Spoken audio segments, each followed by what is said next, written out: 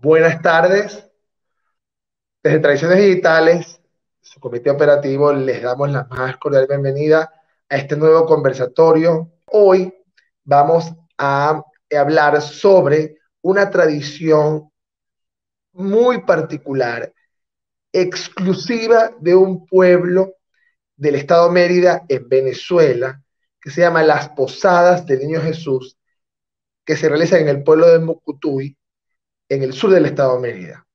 Y para eso tenemos a una querida profesora, Rosa Zulbarán, quien es musicólogo y antropóloga y doctora en antropología. Además es especialista en patrimonio musical hispano y además centra su estudio en la religiosidad popular de los Andes venezolanos. Damos la bienvenida a la profesora Rosa. Hola, profe, ¿cómo está? Qué gran gusto, Leandro, saludarte. Qué bueno. Muy honrada por esta invitación y agradecida con esta linda plataforma Tradiciones Digitales por estar aquí con ustedes.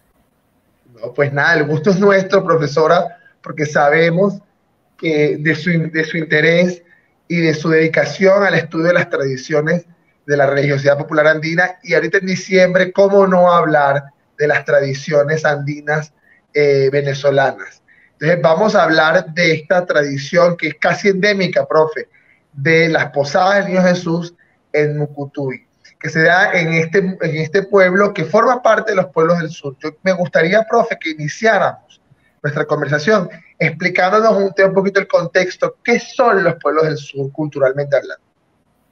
Bueno, mira, los pueblos del sur es un grupo de pueblos, 18 o 20 pueblos, que se encuentran al sur de la Sierra Nevada. Por eso se les llama pueblos del sur. Están situados en el estado Mérida y tienen la particularidad de que estuvieron mucho tiempo bastante retirados porque no tenían carreteras de acceso hasta los años 70. Esto causó que todas las, digamos, formas de vida antiguas se mantuvieron allí normalmente por mucho tiempo y aún se conservan bastantes. Es como si fuese un lugar retirado con un estilo de vida de mediados del siglo XX que todavía permanece un poco de esa forma. Entonces allí se mantienen mucho tradiciones de todo tipo, no solo musicales y culturales, sino también las tradiciones gastronómicas, formas de hablar, o sea, las tradiciones lingüísticas. Se usa el castellano antiguo en algunas cosas. Las misas en algunos fragmentos son en latín, o sea, conserva mucho todo esto que se inició pues desde la colonia, o sea, es como un patrimonio allí conservado. Entonces, bueno, mi familia es oriunda de esos pueblos, mi mamá es de Mucutuy y pues nosotros, casi todos los hermanos, nacimos en Canaguá, o sea que también somos de allá, sureños, lo que llamamos del pueblo del sur. Y bueno, yo después de que estudié musicología, quise como que reconocer un poco, ¿verdad? Vamos a decir así, mis ancestros, mi identidad familiar. Y entonces viajé a Mucutuy. Viajé a Mucutuy, en estos pueblos del sur, y ¿cuál fue mi sorpresa? Mi grata sorpresa que escuché interpretaciones muy interesantes y muy hermosas de géneros instrumentales, valses, pasodobles, merengues, joropos andinos, y utilizan los instrumentos andinos, que son los violines, cuatro, guitarra. El guitarro es un tiple, o sea, es un cordófono como un tiple, pero que es un poco más artesanal. Y bueno, presencié allí los cantos de paradura, y entonces me interesé como musicóloga en estudiar. Bueno, además descubrí que mi abuelo era violinista y todo eso me abrió así un espectro impresionante de posibilidades de estudio. Claro, lo vi ya como una investigadora y me dediqué por mucho tiempo, hasta mi tesis doctoral la hice sobre este tipo de tradiciones. Entonces, bueno, entrando al punto que vamos a conocer más de cerca hoy, que son las posadas del Niño Jesús, pues en estas investigaciones y en estos viajes de campo que hice al pueblo de Mucutuy, vi que tenían la tradición de las posadas, que es una tradición que iniciaron los frailes agustinos, que fueron los que estuvieron en estos pueblos del sur en su proceso de evangelización en la época de la colonia, o sea, lo que fue la conquista y la colonia. Yo luego estuve indagando y estas posadas, o sea, esta costumbre se inicia en México, en un pueblito llamado Acolman, y allí los agustinos comenzaron a hacer las representaciones teatrales para atraer a los indígenas y, bueno, hacer la evangelización, o sea, hacer lo que es el adoctrinamiento y quitarles a ellos sus costumbres propias que tenían, pues. Entonces, más adelante, eso estamos hablando siglo XVI, más adelante, ya a finales del siglo XVI, los mismos agustinos deciden que es mejor que sean los propios indígenas quienes hicieran la representación, o sea, no los frailes, sino los indígenas. Y entonces, bueno, aprovechan lo que tenemos los seres humanos por naturaleza, que nos gusta esto de las representaciones y tal, y entonces los mismos indígenas hacían esta representación.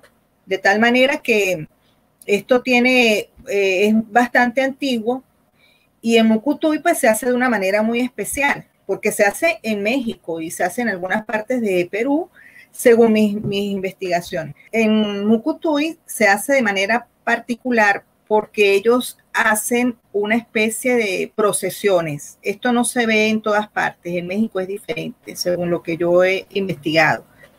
En Mucutuy ellos dividen el pueblo en sectores y se van haciendo estas posadas en un sector cada noche.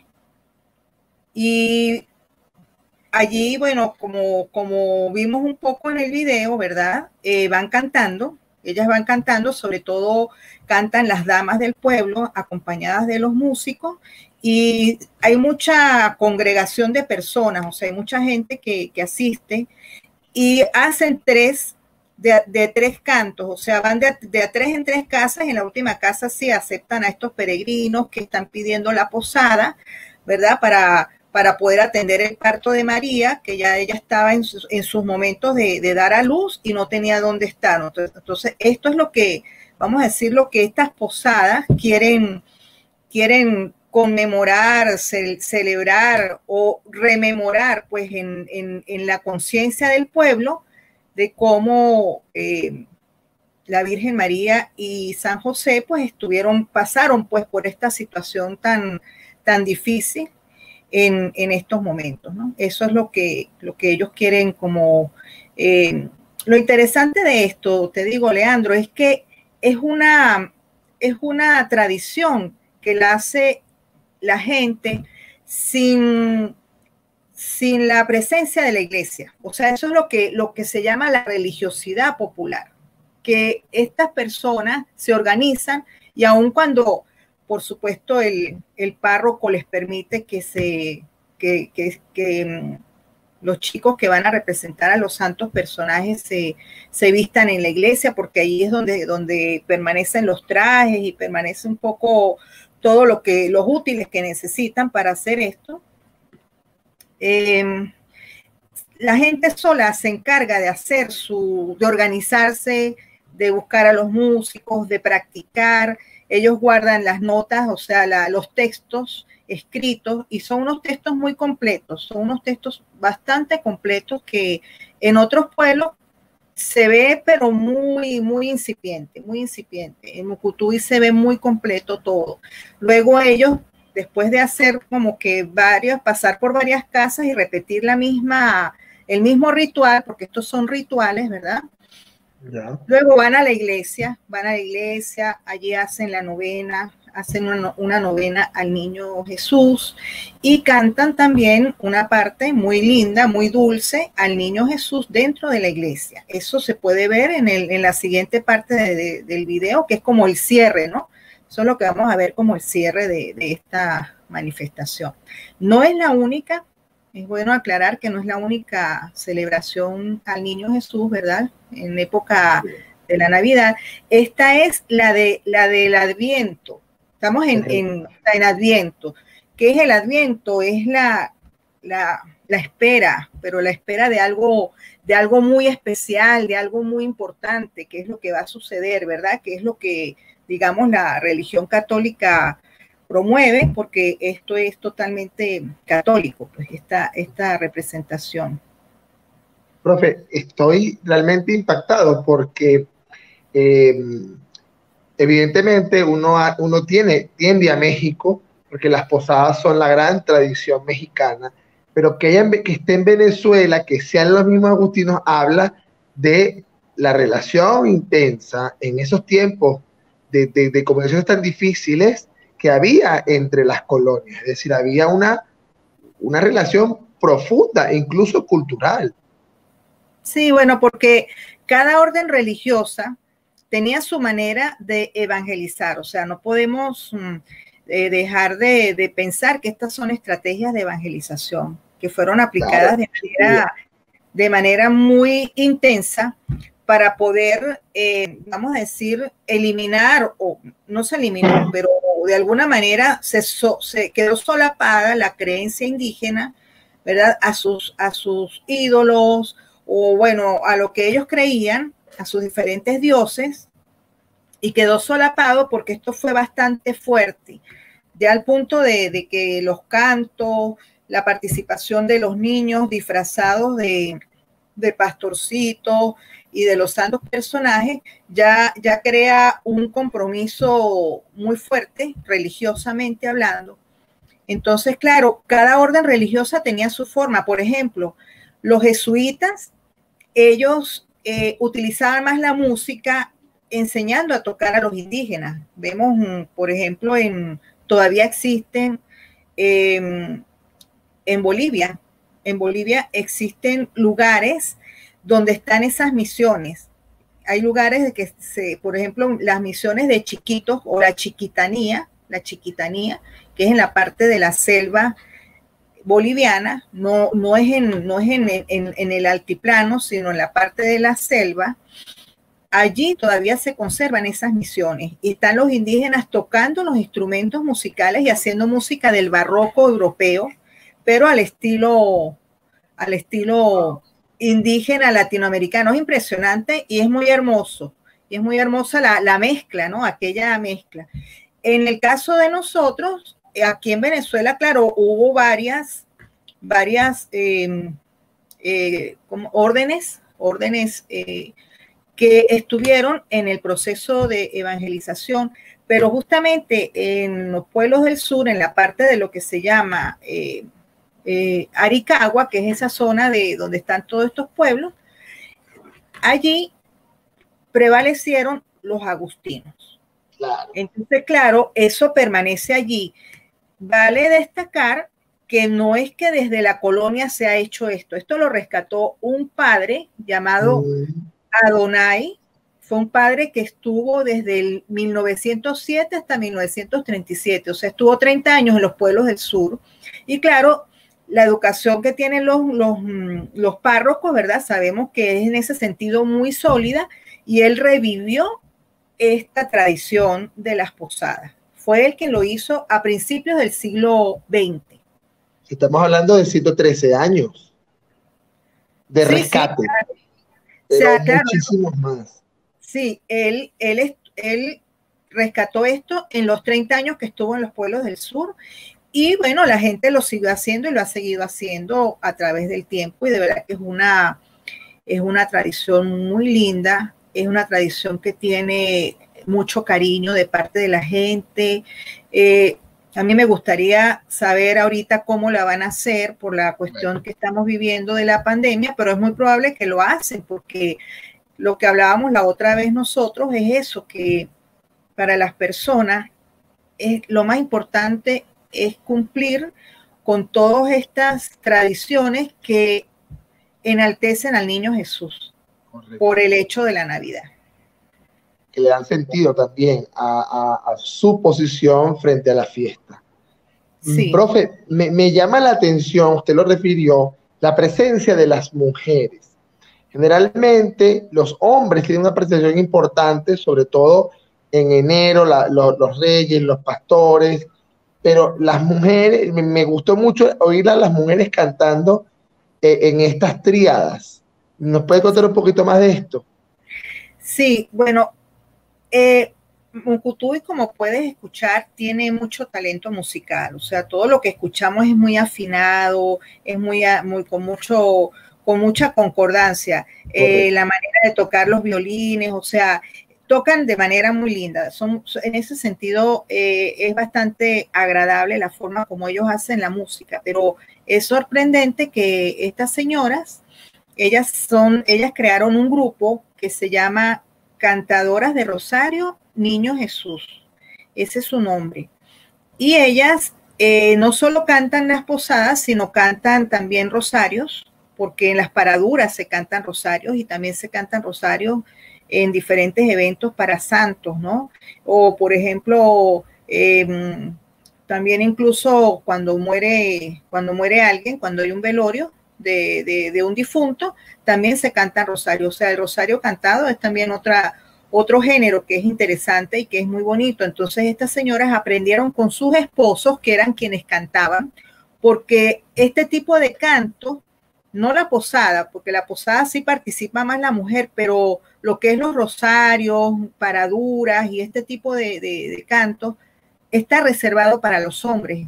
Incluso en otras partes, a veces se ve en el estado Lara, ¿verdad? Que tiene cierta similitud los cantos con los de los Andes, porque hay como una línea cultural allí que está cercana. Entonces, eso está reservado para los hombres, pero estas señoras rompieron de repente con esta tradición y pidieron a sus esposos que les enseñaran a cantar. Hicieron así como un curso, se reunían, ellas me lo contaron porque yo compartí con ellas en varias oportunidades y le tengo grabados rosarios a ellas, rosarios completos. Y fui detrás de ellas, hice un peregrinaje detrás de ellas para conocerlas, para conocer su trabajo.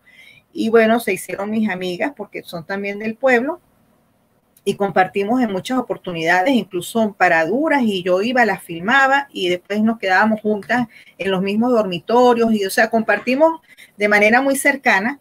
Entonces ellas me contaron toda su inquietud y son muy solicitadas. Ellas son muy solicitadas porque no toman como los hombres cantores que se empinan el trago, o sea, toman estas bebidas espirituosas y bueno, se entonan muy rápido. Ellas no toman, o sea, no toman así, y entonces son solicitadas incluso fuera de Mucutuy, o sea, ellas van a Barinas, donde hay gente que quiere celebrar la paradura, que quiere celebrar este tipo de tradiciones y las invitan, les mandan un vehículo, las buscan y ellas salen con los músicos, con sus músicos que tienen, que son muy buenos, son los mejores, son del pueblo, claro, músicos, por supuesto, músico tradicional, pero son maravillosos los señores, y van y comparten y hacen estas maravillas de canto porque ellas se dedicaron a aprender los cantos. De verdad que es algo que se debe ver desde varias perspectivas, incluso desde la perspectiva de género, ¿verdad? Desde la perspectiva de género, como estas señoras del pueblo y sus esposos las apoyaron, además, ¿no? Incluso de género compartido, eso es lo que me llama más la atención. Sí, incluso hay paraduras que tengo que están los esposos y ellas cantando, o sea, completan los grupos de las voces porque deben ser 4 o 6 voces, 4 o 6 personas para hacer los dúos, ¿no? Porque van haciendo en dúos los cantos. Es una forma que es muy de Venezuela. Eso también es interesante. Eso le iba a preguntar. Sí, esa Esta forma de polifonía en dúos, esto es muy nacional. Cuéntenos, profe, porfa. Bueno, eso también me llamó mucho la atención porque, como te estaba diciendo, yo llegué de haber estudiado y por supuesto estudié musicología pues al estilo europeo, todo muy europeo. Y de repente cuando regreso y empiezo como que a indagar en Venezuela, interesada pues en nuestra cultura musical, y descubro tantas cosas interesantes como por ejemplo la música alarense, que también tiene ese tipo de cantos, como te lo dije hace un momento, de dúos, de voces así combinadas. Y cuando voy a Mucutuy, escucho a estos campesinos de verdad, que son jornaleros, señores que trabajan en la tierra por un jornal, es decir, ellos son señores rurales y pobres, pues. ¿Entiendes? O sea, no son, esto lo cultiva la gente que tiene estas creencias, que son muy devotos, son personas muy sencillas, que tienen una sabiduría muy, digamos, de su lugar, de sus alrededores, muy cercana. Entonces, claro, me llamó la atención esta forma de cantar y empecé a indagar y sí, es muy propia de Venezuela, comparativamente con América Latina, es muy propia, donde se cantan de 2 o 3 voces. Una voz que es la que se llama alante, que es la que inicia el canto. Y después otra que le sigue, que es como el tenor, y hay una tercera que es la que les hacen como una especie de adorno con ayes, ¿no? Que cantan ayes, que es como la alta, la voz alta. Son 3 voces solamente, o 2 voces en los casos femeninos. Esto es muy particular de Venezuela, es muy propio y único, es único. Qué bonito, ¿no, profe? Que usted, qué bien, digamos, cómo los especialistas se encuentran con esta riqueza cultural en esos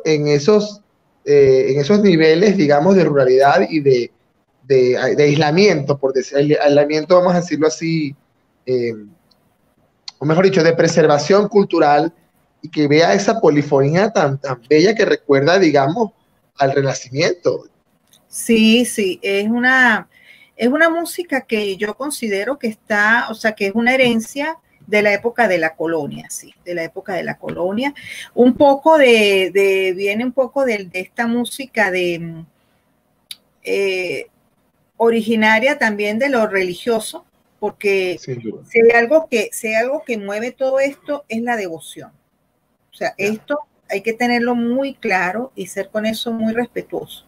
Esto lo mueve es la devoción a los santos, al niño, a la Virgen. O sea, eso es lo que mueve toda esta situación tradicional musical. Entonces, claro, ¿de dónde proviene? Bueno, también de misas, de cantos gregorianos, un poco todo esto mezclado y también esas polifonías, como dices tú, hasta del Sin duda. Renacimiento, sin duda alguna. Entonces, profe, Mucutuy hoy comienza unas actividades enormes, porque supongo que tienen misas de aguinaldo en la mañana y en la noche posada. Bueno, yo estuve varios años, que era mi lugar de estudio, o sea, yo pasaba allá y creaba una especie como de laboratorio, donde yo grababa, filmaba, escuchaba, entrevistaba, conocía personas, caminaba, conocía lugares, o sea, fue una época de verdad maravillosa donde yo pude hacer, por ejemplo, estas grabaciones que son hechas por mí, pero claro, fueron, sí, fueron apoyadas por la Corporación de los Andes. Ellos, por ejemplo, me trasladaban al lugar, ¿verdad? O sea, me daban todo lo que era la logística para yo poder hacer la investigación. Y bueno, además, el dinero de comprar los materiales, todo lo aportaban ellos. Eso fue una gran oportunidad de hacer ese proyecto, que se hizo también en otros estados. Se hizo en Trujillo y en Táchira, o sea, eran los 3 estados andinos, ¿no? Yo trabajé con ellos en los 3 estados andinos, pero lo que más destaqué de Mérida fue esto, porque me pareció que era bastante importante y muy bonito, pues muy genuino. Bueno, y ¿qué te puedo decir? Con esto yo lo he mostrado en muchas partes. Yo lo llevé a Cuba, la gente en Cuba encantada, lo llevé a México. En México, Eso. ¿Qué sí, le dijeron en México? Cuénteme, profe. bueno, en México se sintieron muy identificados porque ellos también lo tienen, pero ellos como te digo, lo hacen de un poquito distinto. Ellos hacen La una piñata, piñata sí. así con unos picos que son muy vistosas y la parten al final y reparten los caramelos y los dulces y todo como hacían originalmente los monjes agustinos cuando invitaban a los indígenas a los atrios de las iglesias a presenciar esta representación y al final les regalaban dulces, caramelos, postres que preparaban y hacían. Entonces en México se mantiene un poco esto. En Mucutuy también se reparte, pero ya la tercera casa donde ellos son aceptados, ¿verdad? Donde ellos son bienvenidos, esa casa hace como una especie de invitación, pues, y comes postres y también te tomas un traguito y pasas allí. Y como se ve en el video, el padre cuando está en Mucutuy, él participa, porque no podemos perder de vista que la iglesia, pues ella quiere controlar bastante, pues que todo esto se siga manteniendo para no perder su hegemonía como religión principal y la religión legal pues que tenemos en nuestros países. O sea, eso es algo que no podemos perder de vista. Sin embargo, esto también sirve de un poco así como que para que ciertas tradiciones indígenas queden solapadas, ¿no? Lo que sucede es que, claro, sí quedan solapadas, pero habría que averiguarlo mejor, habría que estudiarlo mejor. Ahí voy, profe, y yo sé que usted es muy respetuosa y dice que quiere averiguar lo mejor, pero dígame, compártame sus inquietudes. Disculpe que la ponga en esto, pero sí me gustaría ver qué conclusiones tiene usted sobre la presencia indígena en estas tradiciones. Mira, ahí voy a citar al profesor Briceño Guerrero, ¿Ya? que fue mi tutor mucho tiempo, cuando él dice que los indígenas, primero que desde la colonia el hombre siempre vivió apegado vamos a decir, a las celebraciones de la iglesia, o sea, su vida giró en función de la iglesia. Eso lo observa uno bastante en Mucutuy, o sea, ya cambian los colores de acuerdo a los colores que usa la iglesia. Por ejemplo, ya se acerca la Semana Santa, entonces todo es color eh, morado, morado nazareno, violeta, pues ese color así. En Navidad entonces utilizan los colores navideños. Cuando es la época de la Virgen, entonces es azul claro con blanco y así por el estilo. Ellos siguen mucho eso. Hay una teoría que dice que hubo indígenas que ellos huyeron hacia las montañas cuando fueron reacios pues a seguir todas estas imposiciones religiosas y culturales, porque todo esto fue de manera muy fuerte impuesto.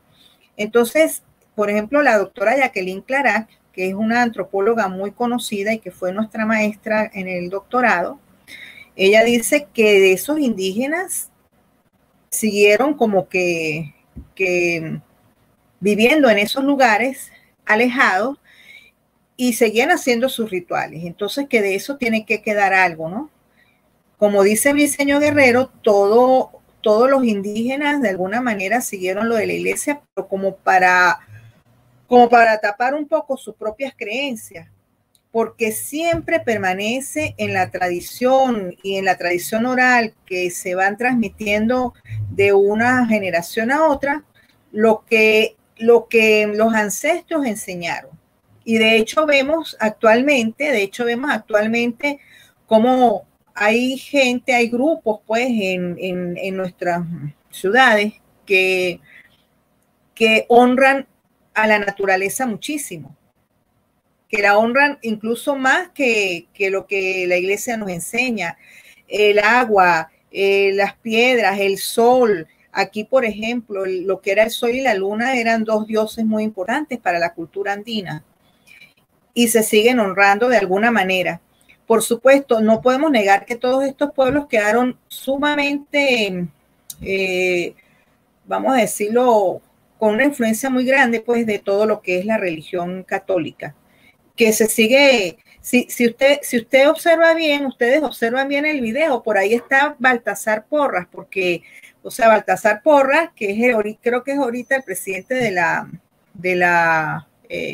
ahorita es el encargado de la arquidiócesis de Caracas, es cardenal de la iglesia. Es cardenal, ok.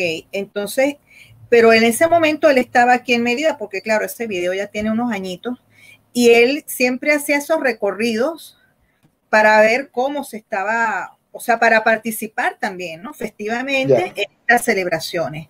Y dio la casualidad que cuando yo hice esa grabación, pues él estaba ya pero en algunas fotos, en algunos momentos él sale allí en esas grabaciones, porque siempre, aunque la gente lo organiza, la iglesia también participa, pues porque además es una cosa tan bonita, o sea, quitándole que están como que cuidando o normatizando, es tan lindo que él se echa ese viaje porque son 3 horas desde la ciudad y es una carretera difícil, o sea, no es, es fuerte, o sea, ir hasta allá es meterse montaña adentro. Y sin embargo, a la gente le encanta ir porque es algo demasiado particular y muy lindo, muy bellamente hecho y logrado.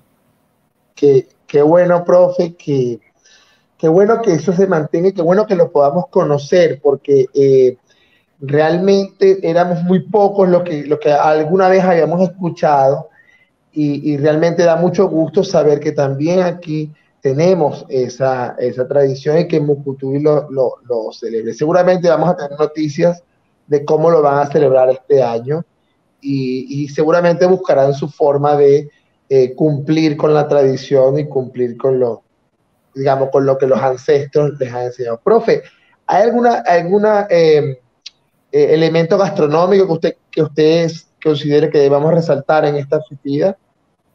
Bueno, mira, en la Navidad, pues como en toda Venezuela, la gente prefiere hacer sus hallacas, ¿no? Pero como en estos pueblos la gente también tiene muchas crías, ¿verdad? De ganado porcino, pues entonces también pues matan un cochino, lo comparten, en fin, o sea, esta es una tradición también que se hace. Allá poco esto del pan de jamón, ¿no? Porque allá se hace un tipo de pan, allá se hacen los hornos de barro, que son de manera, parecen un iglú, ¿sabes? Como un iglú, o sea, de esa misma forma, pero lo hacen de, ¿cómo se llama ese material? Es como, sí, como barro. Y allí hacen un tipo de pan que, bueno, es muy especial, o sea, es un pan que es como muy macizo, pues, un pan que es muy, lo que llaman el pan criollo, eso lo llaman pan criollo. Correcto. Es un pan que es bastante especial y bueno, mi mamá que es de estos pueblos, yo cuando iba con más frecuencia siempre le traía y ella de verdad que se fascinaba mucho degustando de nuevo el pan que probaba en su niñez. Y esto se mantiene. Profe, de verdad que nos quedamos, creo que tenemos que terminar de ver el video porque nos ha dejado usted unas inquietudes importantísimas. Queremos desde Tradiciones Digitales agradecerle por su tiempo, agradecerle por su dedicación y agradecerle porque creo que esa es la misión que nos toca a nosotros, no solamente participar y saber qué existe, sino estudiarla a profundidad y darla a conocer a los demás y al mundo. Y eso usted lo ha hecho muy bien, nosotros estamos encantados con su participación. Seguramente nos seguiremos viendo con otros temas de la religiosidad de esa zona tan particular del estado de Mérida aquí en Venezuela. Y por eso queremos agradecerle y bueno, nada, desearle un feliz inicio de esta novena de Aguinaldo y que bueno, que se prepare muy bien con el frío característico estos días para la llegada de la Navidad en 9 días. Sí, el Adviento se inició desde el primero. Sin duda. Ya tenemos varios días en Adviento y bueno, ya estamos como que preparándonos para de manera más especial para esa llegada tan esperada, que es la del Niño Dios. Y también agradezco mucho, de verdad, la oportunidad de poder conversar sobre las investigaciones que se hacen a nivel de la religiosidad popular, que son muchísimas en todo el país. Y bueno, agradezco de verdad este tiempo para que todos en nuestro país y fuera de él conozcan estas lindas tradiciones navideñas. Así es, profe. Bueno, nada, profe, de antemano le decimos que nos vamos a seguir viendo. Tenemos que seguir con el calendario festivo de los pueblos del sur. Y bueno, nada, simplemente que viva Mocutuy, que viva el Estado de América y que viva Venezuela. Gracias, gracias, gracias. Profe, muchísimas gracias por su ayuda y por su tiempo. Un placer. A ustedes, gracias también. Bueno, pues desde Tradiciones Digitales estamos encantados por haber podido hablar sobre esta tradición tan casi que endémica de nuestra Venezuela. Estamos seguros que esto va a ser un descubrimiento para muchos, saber que tenemos en Venezuela también la tradición de las posadas del Niño Jesús, y con esta conversación los invitamos a que disfruten en la medida de lo posible y con todas las medidas de bioseguridad necesarias, disfruten este tiempo de reencuentro, de buenos deseos, de esperanza en que el año que viene va a ser mejor y nos vamos a volver a reencontrar en nuestras tradiciones, en nuestra cultura y en nuestro querido país. Así que desde Tradiciones Digitales les deseamos una feliz Navidad de antemano, un feliz inicio de esta novena de aguinaldos. Así que a cantar, a parrandear y a esperar la llegada del Niño Jesús. Feliz tarde y un abrazo. Nos seguimos viendo.